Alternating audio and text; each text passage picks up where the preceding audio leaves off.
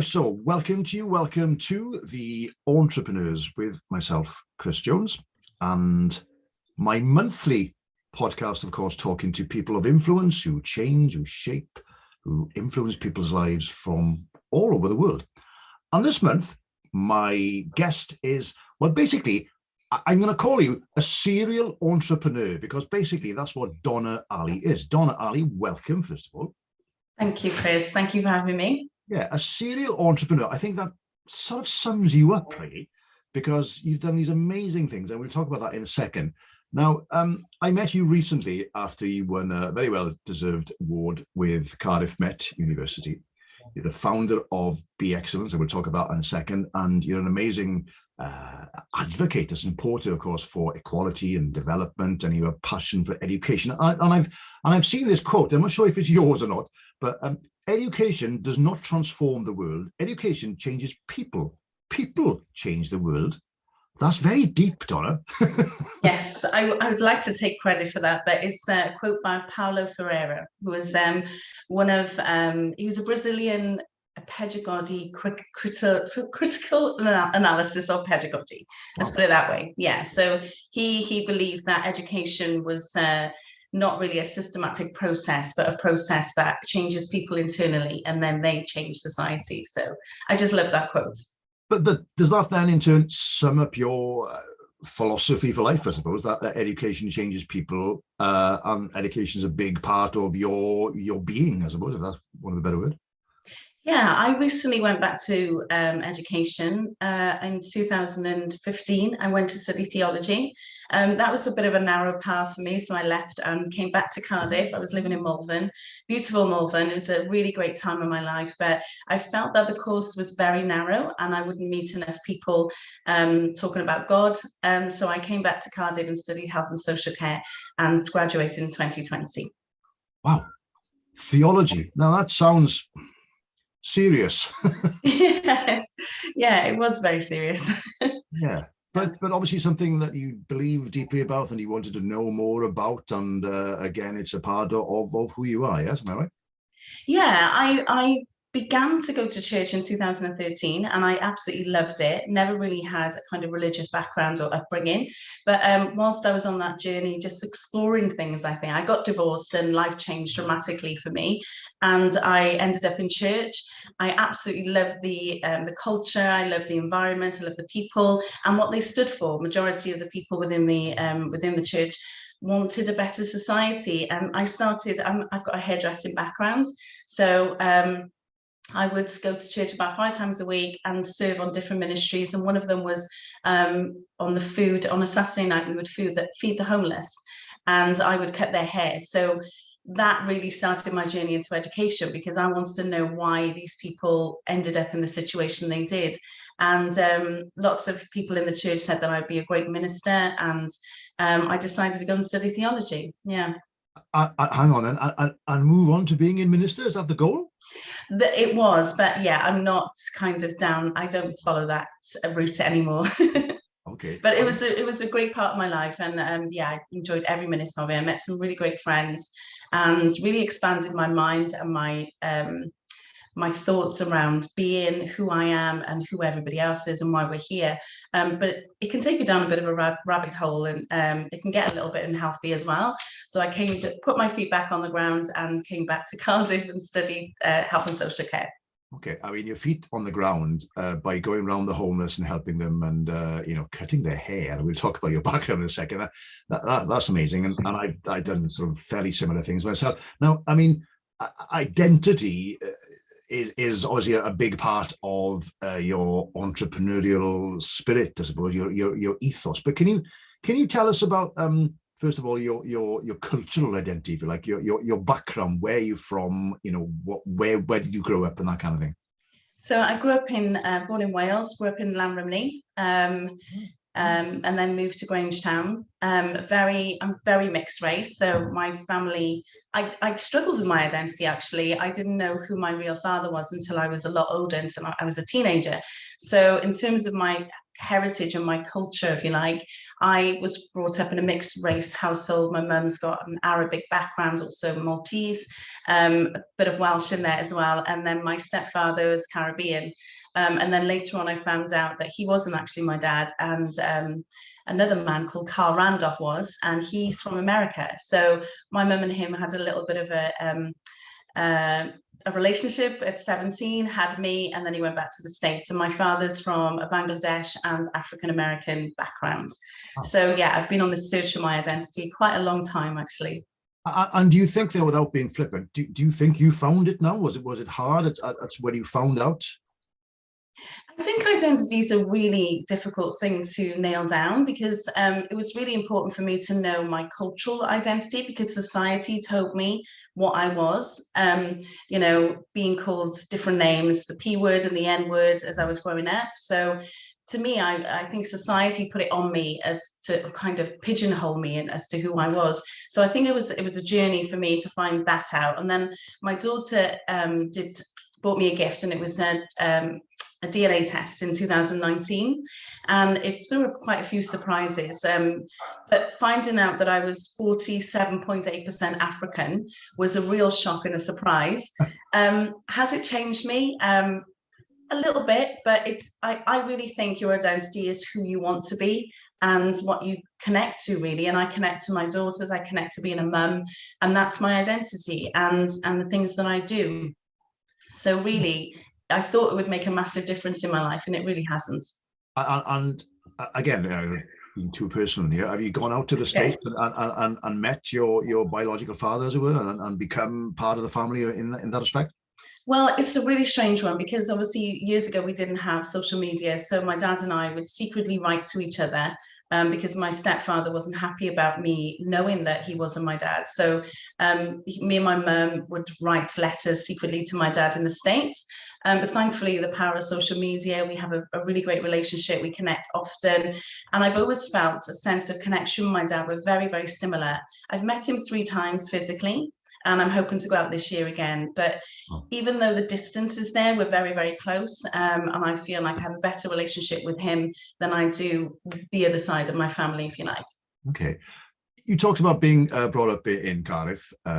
Some of our listeners might not know of Cardiff, but certainly not of Llanrumney and Grangetown, maybe. But what were your early years like then in Cardiff, growing up? But I can see you as a bit of an organizer. Were you an organizer? Yeah. Yes. I grew up in a very chaotic household, so I think I was a very creative child. I think it was just my way of survival to be very visual and very, very creative in my thought process, and just imagining that I was living a different life. So I think, and I organized my family a lot. I felt like I was a truth seeker.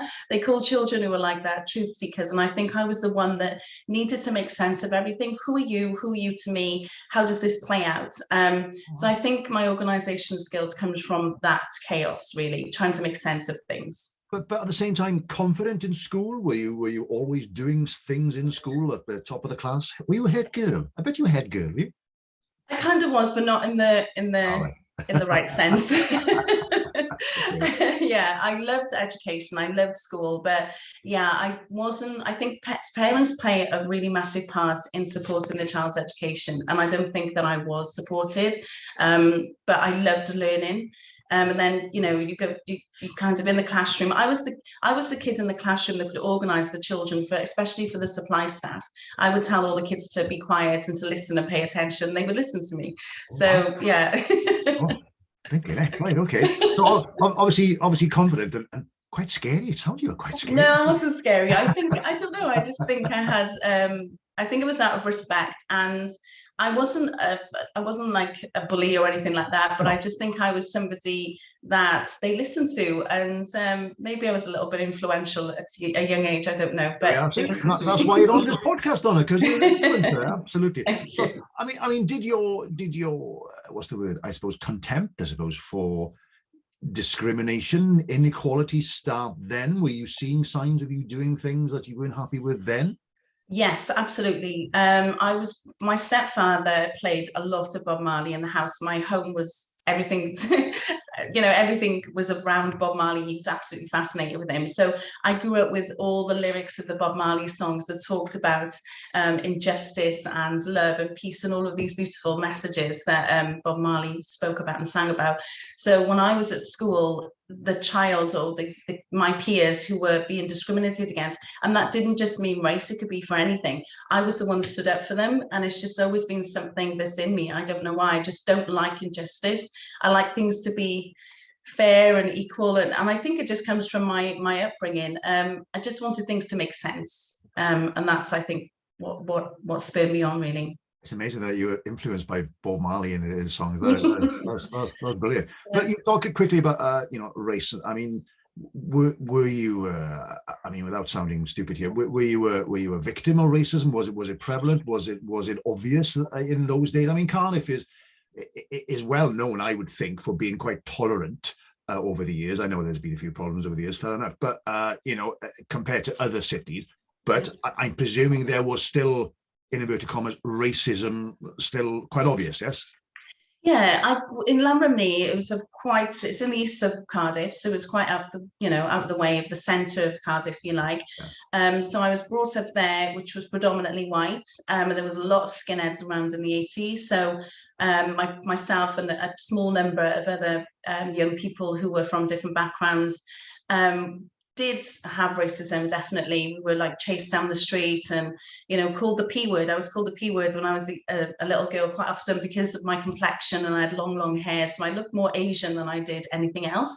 Mm. And then I was called the N word as I started growing up and venturing into town. And I was really confused. I was like, you know, what's the difference? And so I was very confused, and it was just, yes, it was very prevalent in my life as I was growing up. But then my grandmother lived down Cardiff Bay, down the docks. So every Sunday we would go and visit my nan down the docks, and I would see the difference, distinct difference from my peers within, you know, when I hung out in Lamramney, I was probably one of the only brown girls. And then I would go to the docks on a Sunday and I was just one of many brown girls. Wow. And I loved that. I felt at home and I felt connected. Yeah. And again, so in Worcester, you sort of found your identity by going down to Cardiff Bay. Now, you mentioned your grandmother. Your grandfather was, am I right in saying this? He was from Bangladesh, and he owned the first Indian restaurant in Tiger Bay, Cardiff. Now, lots of people might have heard of Cardiff Bay. They're not familiar with Cardiff because of Shirley Bassey, of course. But I'm guessing that he sounds a bit of a man. Your entrepreneurial spirit probably came from him, yes? I would say so. I mean, I didn't get the pleasure of meeting him. He died before I was even born. But yeah, and he's my father's grandfather. So obviously I didn't know my dad until I was a lot older. So I missed out on that kind of being brought up around him. But definitely, you know, they talk about, is it nature or nurture? And I definitely feel that I have that entrepreneurial spirit from him. But yeah, he had the first Indian restaurant. He came over from a place called Select, Bangladesh, back in the 30s, I believe. And he was a bit of a gambler, so he loved gambling on the dogs. And as far as I know, that's where he made some money, and he set up the first Indian restaurant, which is now it was sold off to the Jubaraj family. So the family who owned the Jubaraj in Wales. It was that legacy. Good grief, that's so interesting. I didn't know that. So I mean, yeah. So talking about your entrepreneurial spirit, then I mean, I do some research on it on my desk, and I read about your first sort of entrepreneurial ventures. Now, Headcase, Little Miss Makeover, and Lollipop Children's Hair Boutique. There seems to be a bit of a slant here towards health and beauty, maybe. And so, tell me first of all about Headcase. So my background is hairdressing. I didn't do very well at school, but I found that I was very natural at doing hair and makeup. So I went off to college and did that. So my 3 previous businesses were around hairdressing. So Headcase was a product that I invented during running a ladies' salon. Back in those days, lots of women were wearing hair extensions. And my daughter, Sinead, was wearing hair extensions, and she would come home from university and didn't have a way of kind of maintaining them, and asked me to look into some of the warehouses that I use to see if there was a product that would help her maintain them. And there was nothing out there, and I was really surprised. So I started creating something for her, sent it off to China, and had a prototype made. And yeah, it was great. It was a really great product. I mean, you obviously identify this gap. You sold it. I mean, you sold it all over the world. And then the Little Miss Makeup for, I'm presuming, for young girls of a certain age, maybe a Lollipop Children's Hair Boutique. Obviously, you know, using your health and beauty experience, as it were, mostly aimed then at the Black and Asian and ethnic communities. No, it was open up to everybody. Yeah, so Little Miss Makeover again was birthed kind of by around. I always wanted my own business. I've always been quite entrepreneurial ever since I was a child. Really, I used to make things and sell them to my neighbours, and then I used to cut hair in and around Llanrymney and babysit a lot. So I'd always make money. So I had this thing of knack of making money, and I just thought, you know, I can do this. I can create a business for myself. But Little Miss Makeover was born out of my daughter Sinead said that she would love to have a place where she could go and have her nails done. She was 11. She really cared for herself, her personal care, looking after her nails and her hair. And we wanted a business that we could run around the family. You know, I was a single mum and had the two girls, and I wanted to run a business, but I needed to be able to look after them as well, obviously, because I was basically on my own with them. So yeah, so we created Little Miss Makeover. It was a really great hit. It was the first of its kind in the UK, and it was a really very, very successful business that had really great opportunities to franchise all over the world. Yeah, it is amazing, really. I mean, so do you mind me asking then, when he was starting these businesses, and you said he was a single man with two children, have you found any barriers, any negativity? Has it been difficult because of the fact that you are a single man with two kids, and because you're a woman, and because you're of a certain colour, if I may say so? Well, do you know what? There's two kind of prongs to that. Number one, yes, I had lots of barriers in terms of trying to scale the business up. So when I went to a bank manager, I had very little. I had lots of ambition. Very good vision. I knew what I wanted, but I wasn't able to articulate that vision to the bank manager. The bank manager was probably in his 70s. It was a white male, and talking to him about children and a makeover business was complete alien to him. So I wasn't able to articulate my plans to him in a way that he needed to hear it in a business sense. So that kind of feeds into some of the work I do today. The other barrier, the other advantage, if you like, was that I set my business up during a time when Tony Blair came into power, and he created something called the New Deal. And the New Deal was to look at people like myself, so single mums, people from the ethnic minority communities, and how they can help, how the New Deal Labour government could help them increase their social mobility. And I remember working for a company called ACT Training Company, and the CEO gave me the manifesto, Labour's manifesto, and said to read it. Never read anything like that before in my life. So I read it and I found it really interesting. I found it interesting because, number one, Labour were really paying attention to people like myself, but I had to fall into a certain category to be able to get the business loan that I needed from the Prince's Trust. I needed to live in a deprived area. The fact that I was mixed race, the fact that I was a single mum, even though they were things that I was really proud of. You know, I chose to be a single mum. I can't help who I am in terms of my heritage, and where I lived. I absolutely loved where I lived. I lived in Grangetown. I owned my own home, but the government seemed to see that as a disadvantage. So I kind of ticked all the boxes that qualified me for this money that I could set up my business. So yeah. Okay. But you were always too qualified, too successful, I suppose, maybe, is it? I mean, it was a double-edged sword, maybe, yeah? So I was qualified in the sense that I fitted the narrative that the government wanted to help this group of people. But at the same time, there were I owned my own home. So at 23, I bought my own home, and the government, I didn't fit into that kind of agenda because I needed to be unemployed to get this loan. So this is something I'm working on now with the business that I run now. So I'm kind of using all my lived experience to create something and fill those gaps, really. And before we a quick break, then you've talked about Labour and Tony Blair and politics. Am I getting the vibe here that maybe politics, or you'd like to move into the political world? You're shaking your head straight away. Well, I did consider it one time, and lots of people say that I should. but I just think it's such a messy area, and I think it steals your identity, because I think, you know, you could be this passionate person and have like a sense of you know, conviction in this kind of work, but then once you get into the mix with the people sitting around the table, I think you can be so challenged that you kind of begin to dim your light and dim, you know, your voice. So I don't think I would fit in. So I'm doing things, you know, I'm doing my own way. I'm kind of creating my own way of doing this. You're making a difference in your own way without being, yeah, inverted commas, political. Yeah. Which yes, yes, yeah. Yeah. Oh, fine.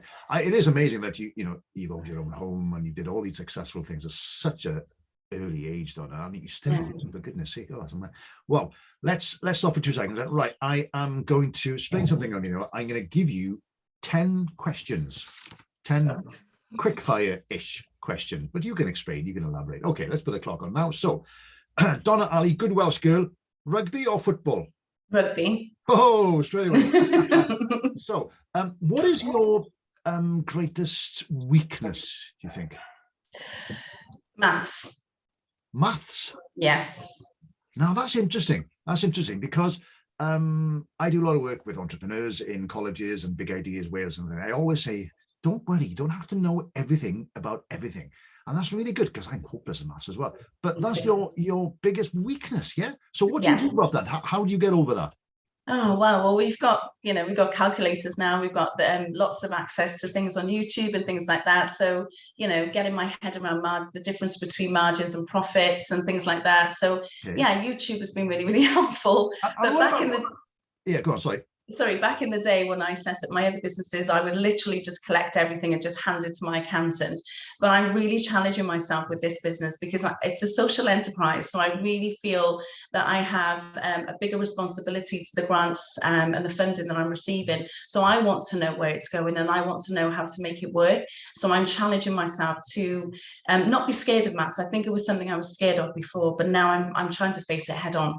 Okay, and we'll talk about your adventures in a second. But one of your biggest weakness. What about your biggest emotional weakness? Maybe character weakness. What weakness do you think you? I think I'm too forgiving. Yeah. That's interesting. I hope you can forgive my bloody dogs back there. They're barking. Forgiving. Okay. Yeah, I think forgiveness is a really powerful tool, but I think what I fail to do is then forgive, but then move on. Maybe I don't create enough barriers for myself, or put enough kind of, I think forgiveness is boundaries. I fail to put enough boundaries around myself. Interesting. Okay, let's move on then. So, documentaries or reality trash TV? Oh, documentaries. Yeah. I watched one last night. It was great. Oh, excellent. Right. Okay. Walking in the mountains or walking on the beach? The beach. I love the beach. Okay. Now, I think I know the answer to this one, but are you a glass half full or half empty kind of person? I would say half full, definitely. Oh, but there was a bit of pause there. Sometimes half empty. I was trying to work out which one was which again. But no, I'm very optimistic. Yeah, definitely. Okay. Dogs or cats? Dogs. Excellent. Tea or coffee? Tea. Yeah. Hot climate or wintry climate? Oh, hot climate, definitely. Now then, who was your first childhood crush, Donna? Nick Cayman. Oh, Nick, shall I ask you to, you can think about it. Nick? No, it was Nick Cayman, the guy from the Levi's advert. Yeah. Yeah, who had a few musical hits as well, didn't he? Yeah. Well. Okay, a luxury hotel or a luxury cottage somewhere? Oh, cottage. Yeah. Are you not a hotel girl? I'd rather a cottage. Yeah. Right. Okay. What annoys you the most? People who don't keep their words. Yeah. Or even worse, people who say they're a certain type of character, but then don't. There's no evidence of that. So integrity, I guess. Okay. Okay. No, fine. When was the last time you danced? Probably yesterday. Yeah, yesterday. Explain why. There's a new TikTok trend. I'm on TikTok. Oh, right. Yeah, so I was trying to work that one out, but I also dance every Saturday morning, so it's a regular thing. Well, as a class? Yes. Yeah. Oh, wow. Okay. Yeah. Okay. What about the sunrise or sunset? Sunset. Mm. And the last one, and this is a personal question, I always have to apologize to everyone.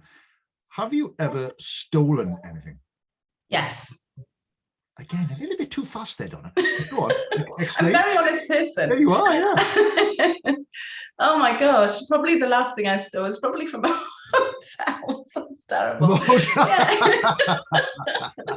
Yeah, you have to take those little bottles if you don't use that's them. not stealing. They're there to be taken. That's not stealing. Okay. Oh, no. Yeah. Nothing else? No? Probably a few hearts, but I don't know. But Probably, absolutely, I can understand that. Yeah, I feel. Oh, well, good. Thank you for that. Yeah, it always sort of speaks volumes when people ask this.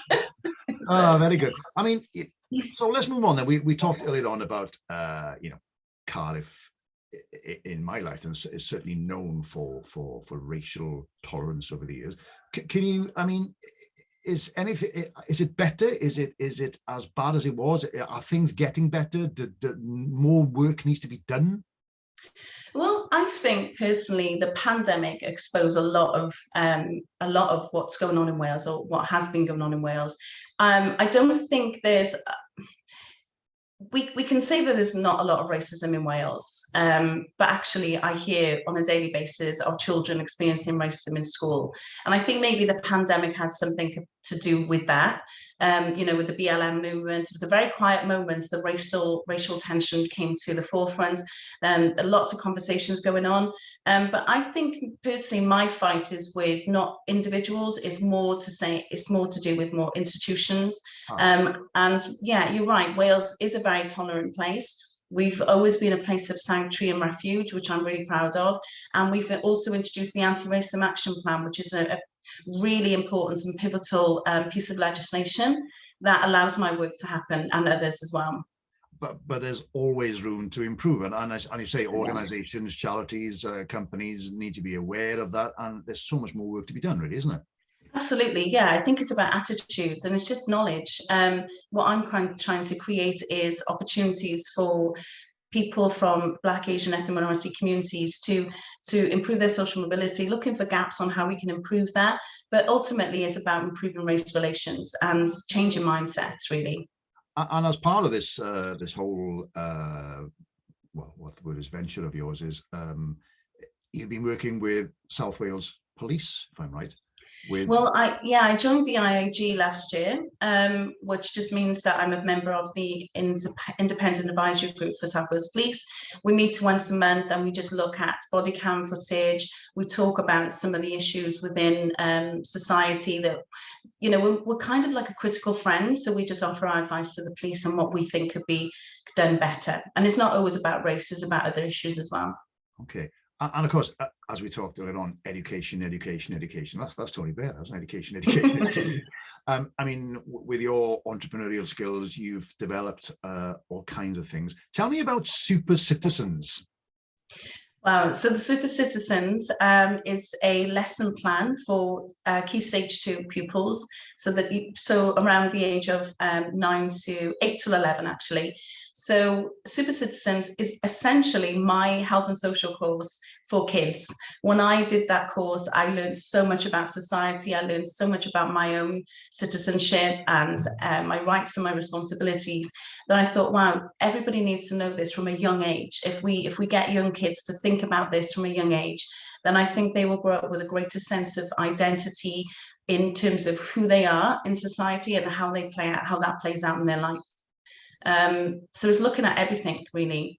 Okay, and I mean, I hesitate to use the word movement, but I suppose it is a movement, as is, when I met you the other day, Be Excellence. Now, Be Excellence is a great name. So tell us quickly about Be Excellence, first of all. So Be Excellence stands for Black and Ethnic Excellence. And it's basically just to put a really positive spin on the negative stereotypes and expectations that we've had in society for many, many centuries. And it's just to empower people to think of themselves as excellence, and to let other people know that there's a lot of excellence in Wales from people from those communities. They've contributed significantly, and they continue to do so from the past and now currently. But you don't hear of those stories a lot. So everything that I do is finding opportunities to promote and highlight those stories and shared lived experiences, really. Yeah. So yeah.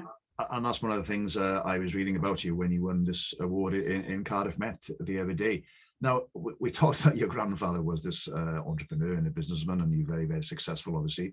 Another passion of yours, obviously, is to promote Black-owned minority business with the acronym BOMB. When I saw BOMB, I said, what the hell's that? And then, oh yeah, BOMB. So, yeah. And you've got a weekly show on Radio Cardiff, is that right? Yeah, so Be Excellence looks at 3 areas that I think are significant in forming opinions and changing points of view. So media, business, and education. So I was able to get a show, if you like, or a spot on Radio Cardiff. It happened very organically. A friend of mine, Mo Jana, invited me on his show to talk about young people and identity, and then invited me to have my own show. So I've been doing that for over a year. And the BOMB acronym, as you rightly said, is Black-owned minority, but the minority is women in business as well, and that can be from all backgrounds. So we're looking at ways to fill those gaps where people are the minority. Okay, so so are you saying that Black people, Asian people are finding it more difficult to start their own businesses? Does that sound really naive? I know, but is it more difficult? Do you know what? Black, Asian, ethnic minority groups are not a homogenous group. Within those groups, they have very different lived experiences. Yeah. So, you know, Bangladeshi communities have a lot of generational wealth that they can leverage from. Indian communities as well, they have the kind of similar lived experiences where they kind of reinvest as more of a co-production of business model, if you like.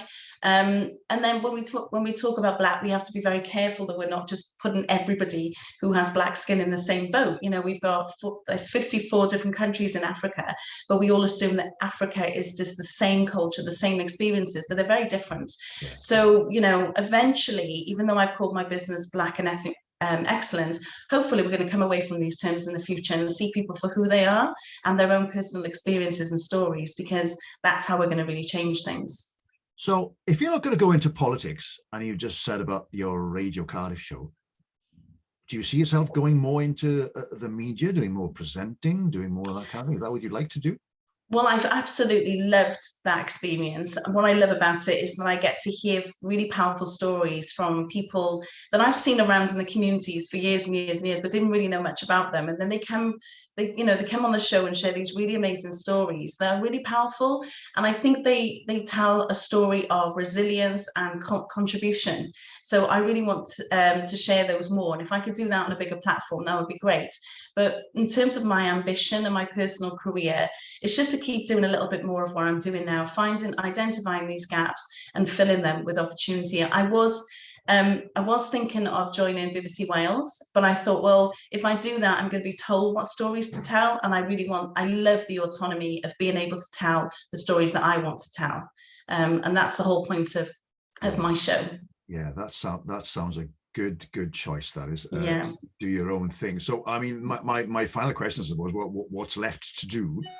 I don't think you're ever going to stop either. I mean, there's always something, isn't there, really? So, I mean, you're going to continue to break these barriers down and to educate people to get rid of discrimination, get rid of inequality. I suppose, do you have any other future plans? And Be Excellence is obviously at the forefront now. Yeah, I think the next step for me is a magazine. We want to create a magazine that is a free publication that goes to all the communities across Wales. And again, it's always about race relations. It's about breaking down those narratives and letting people know. So if you live in mid Wales and there's not many people of kind of, Islamic background, for instance, you may never come into contact with anybody from those backgrounds. So you'll never really know what they're really like. So you're always like taking your stories from the media, who are can be one way and kind of be very narrow in their perspective. Yeah. So this magazine will open that up, and it's all positive stories. It's going to be advertised in some local businesses as well, so you can taste food from different diverse backgrounds. Caribbean food, maybe in West Wales you may not be able to access that. So it's just about sharing knowledge. I really feel that the way we get to a better place in terms of understanding each other is through sharing knowledge. So the magazine is going to do that. Now, that's a really important point, actually, because you said mid Wales, West Wales. People tend to think that the inequality is down in Cardiff and the cities, but of course, you know, all kinds of people from all kinds of different backgrounds live in Llandrindod Yeah. Wells or North Wales or Pembrokeshire or whatever. So it's very, very important to involve literally everyone, not Oh, just a absolutely. little pocket of Southeast Wales and Southeast England, I presume. Yeah. Oh, Yeah. wow. I mean, you do so much stuff. I mean, I was so impressed when I read your resume, if you like, and what you've done so far. You're not going to stop there, obviously. You've got so much more to do. Doing this, so thank you so much for joining me. It's been an absolute pleasure to meet you, and thank you so much. If I can be of any help whatsoever, you know where I am. So thank you very, very much for joining me on The Influencers. Before I leave you go, Donna, right? You're going to have a bit of a break now, okay? You're going to have a bit of a break by yourself on this desert island. There are no plugs, electric plugs on this island. But what is the one thing you insist on taking with you to make life a bit more bearable? Wow. One thing, okay, I would take a notebook and I would find something to make a pen out of, or a pencil. But yeah, I'll take a notebook. And what would you write in this notebook? I'd probably observe what's going on the islands and just make some notes and just maybe write stories about them. Oh, and final question, how would you cope on this desert island by yourself? I'm lucky that I like being alone. It's a time to reflect and time to go kind of introvert to myself, because I feel like I'm a bit of an extrovert. So sometimes I can get exhausted. So I think times by myself are really valuable to recharge.